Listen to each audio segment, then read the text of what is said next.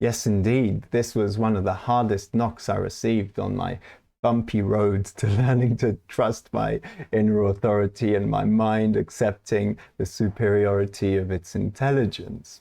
I lost $100,000, basically 80% of everything I'm ever going to inherit in my life.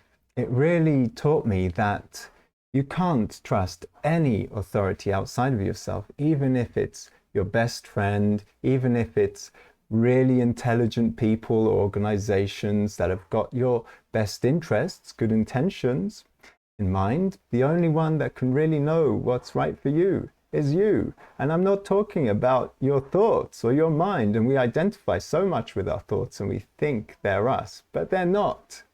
Our thoughts can come from so many places, and as we move into the future and the focus shifts towards survival and AI develops, it's going to become so easy to manipulate our minds and our other senses and show us all kinds of things. So we've really got to be anchored in a much more solid place that has absolutely nothing to do with any of that. And that, my friends, is what we call inner authority in human design, and it is the key to living an aligned life in a crazy world where you cannot trust anything or anyone outside of yourself. And I'm not saying that in a paranoid way. It's true, as I'll show you. 3 years ago, I inherited some money from my mum and my grandma. It was more money than I'd ever had in my life. And I was under so much pressure because if you see my chart, I've got this open root here. I'm under stress if I listen to my mind to do something now. And with my completely open sacral, I don't necessarily have any idea what to do, right? My strategy is to wait for the correct invitation and recognition that my splenic sense, and we'll talk about what that means, gives the okay for. And I'm going to try and say this in a way that's relevant for whatever inner authority you've got. But if you've got a splenic authority, that is here to keep you safe, physically and materially. And it's one of the toughest authorities to listen to because it's so quiet. It's the most ancient, physical, survival, instinctual awareness we have that evolved to function way before the development of language and our thoughts and our complex emotional system, which is much more powerful. So it can very often be drowned out by all those things. And it speaks to you in physical sensations like the hair standing up on the back of your neck as someone walks in to a room. It's constantly tuning into the environment. Electricity down the back of your spine when something's positive for you, or just a general sense of tension and discomfort for no reason at all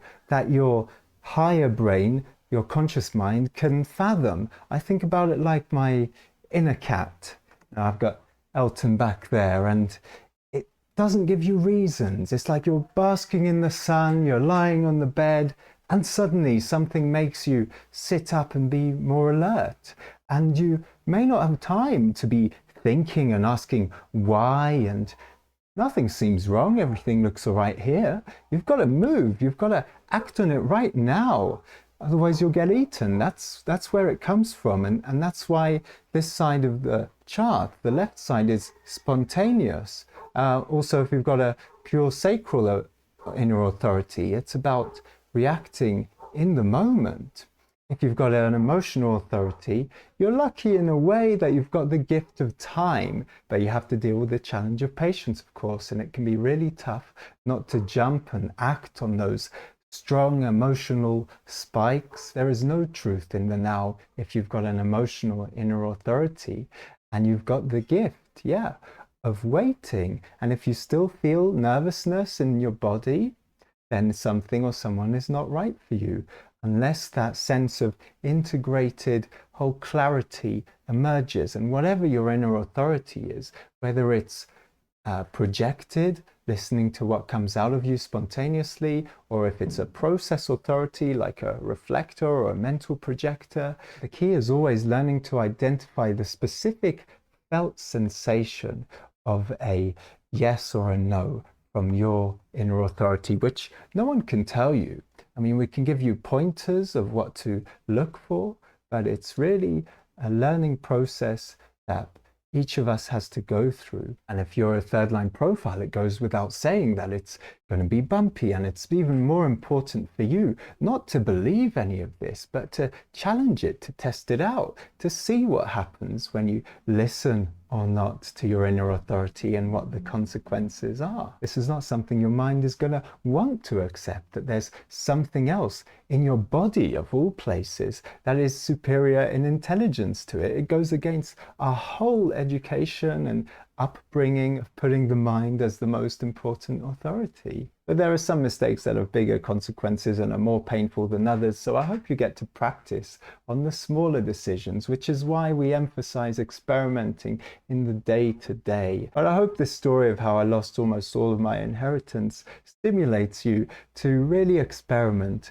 and start listening and seeing what happens when you follow or not, surrender or not. Dramatic pause, Daddy's on duty.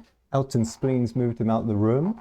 Interesting fact, 99% of mammals are reflectors, which is why they reflect their ownness so often. Back to our story, and let me know if it puts you to sleep as much as this one. A few years ago, I inherited money from my mum who'd passed away and my grandma at the same time, and it was much more money than I'd ever had to deal with, even though probably not a crazy amount. And so I started receiving all kinds of advice and information from different friends and family. You should do this, you should do that. And I've got a good friend and mentor who's a millionaire and I trust very much. And he said to me, you have to educate yourself, otherwise it'll be gone in a few years. And it's true, it is almost gone. And he recommended this organization called International Academy of Wealth to me. And so I joined up. I started doing their webinars and courses, and eventually they, of course, had their own offers to invest in opportunities they were affiliated with. And as a projector with very limited energy, the fantasy of a passive income is incredibly tempting. And on top of that, my partner is very strongly emotional with this channel of desire, and her dream is to have a big house with a garden and be self-sufficient. I hate gardening, that's not my thing. But in my not self, I just want to make her happy. And I'm under pressure to do so even more because I amplify her root drive. And so you get taken away from your better instincts. And I remember all the way through as I was joining, as I was putting 30 grand into this first opportunity where I painfully went wrong, I was feeling very uncomfortable and tense in my body, and I know now that's my spleen talking to me.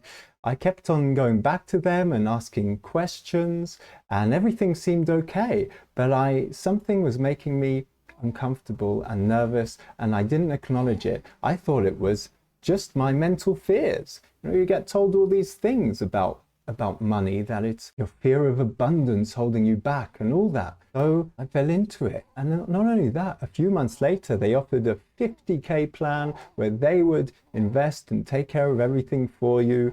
That would be my dream come true. So, of course, I forked out into that.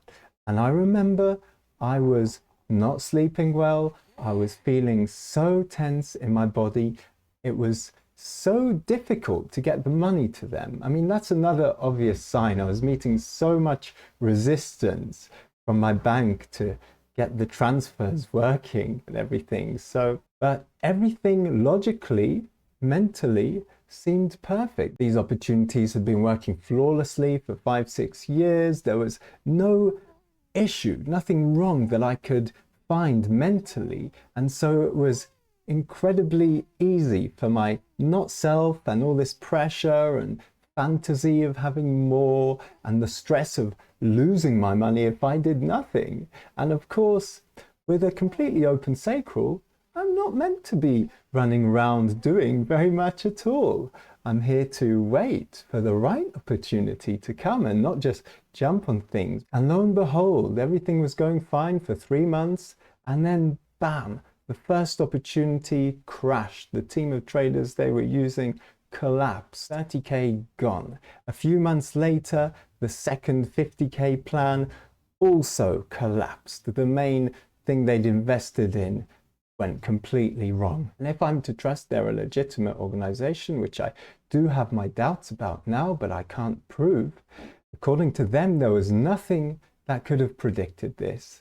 And that's not everything, because I had also gone into crypto and had some stored on FTX, this platform. And I remember 3 or 4 months where every week, every few days, my spleen would be giving me these little pokes, this little voice at the back of my mind. Hey, you really should do something about that. You really should take it off the exchange, put it onto one of these USB cold storage things. But of course, the not self strategy of the open solar plexus is to avoid confrontation and truth. And I was just so overwhelmed by the money that I'd lost that I was sticking my head in the sand and didn't want to look at anything else. So I ignored those little voices. Surprise, surprise, a few months later, FTX collapsed. And that's not all, because half a year later, when I'd regained a little bit of confidence, as a third line, you've got to have a sense of humor. Otherwise, you just become so depressed and pessimistic, and you don't want to try anything again, which means that you don't learn anything and eventually see what does work. A different friend came to me with an opportunity on triumph effects, which is copy trading basically. And I thought, well, all right, this one's got a much better track record. It's nothing to do with that organization. It's been going solidly, no hiccups for 15 years. You can get 7-8% return per month. I'm going to be free. That's wonderful. And of course, I was acting out of the fear that life is not here to take care of us, which it is, but that's only something that you see when you're living in alignment with your true self. Otherwise, you have the impression that you do have to fight and hustle and struggle every day, even if you're not here to struggle. You know, some people really do have the energy to struggle when it's meaningful, but never when it's not meaningful and out of fear of survival. Our bodies are so highly tuned and intelligent. They know how to get around this place after millions of years of evolution. But I was still thinking that I had to somehow win at life, which is a terrible thing that we're taught to think. Life always wins. And so I still wasn't clear about the difference between my mental fears and my splenic fears, which are intelligent fears that it is healthy to listen to. You know, fear is not always bad. Sometimes it's really here to protect you. The mental fears, the anxieties, repeat themselves on a loop over and over and over again. And they've got this sort of buzzy quality, whereas a splenic fear is clear and it hits you in the back of the arse like a needle, and it doesn't repeat itself. Something's really important. I mean, maybe it will hit you a couple of times a day or once a week, but it's not going to go round and round and round endlessly. If you don't listen to it, it's going to go, okay, well, your problem, mate. And so I joined this fourth opportunity, and surprise, surprise, 4 months later, after 15 years of making a lot of people very rich, the platform underwent a complete change. The organization turned inside out, and all the money we'd put in there is worth basically 0.2%. In total, I lost about 100 grand, and it hit me so hard. I'm only just getting over it. I mean, there's some mistakes that are important and valuable to make, and there's others that your inner authority really tries to protect you from, and you move towards your not self theme if you ignore it. I still am carrying bitterness and resentment from all the money I lost, but there's obviously no one I can blame, because there was no reason to this. This could not have been predicted, and it just goes to show that there's a part of you which is in tune with life and everything that's coming towards you, and is filtering it, and somehow knows in a way that's far superior to our mental, intellectual abilities what is healthy for us, what is aligned for us. So let that be a cautionary tale. I'm certainly a lot more present to the sensations that my body is giving me now. And I mean, the future is going to get pretty frisky. So it's important for all of us to go through whatever our process is of learning to understand how our inner authority communicates with the conscious side of us. And the funny thing is that when you become more present and aware of your body, whatever your inner authority is, you actually become much more relaxed because your mind can let go. It knows that it doesn't have to make the decisions. It doesn't have to be going round and round and round and thinking, well, is this really going to work? Should I do the other thing? How do I know? Can I trust these people or not? Blah, blah, blah. Because it's not actually the correct place or role of the mind to be dealing with that. And once you surrender to the wisdom, the higher intelligence of your body, the mind can sit back and enjoy the ride and be surprised by, oh, that sounded great, but no, I'm not feeling it, not right for me. And oh, I didn't expect myself to be doing this. And it becomes much more interesting and exciting. And there's a sense of security that you discover, which can't be found anywhere else. As I discovered, even when you've got enough money, there's the fear of losing it and the pressure of doing something with it. So if you've got an open route like me, there's always going to be pressure coming in from the outside, but you have to recognize what's you and what's not you, what you can just let pass through you and be entertained by.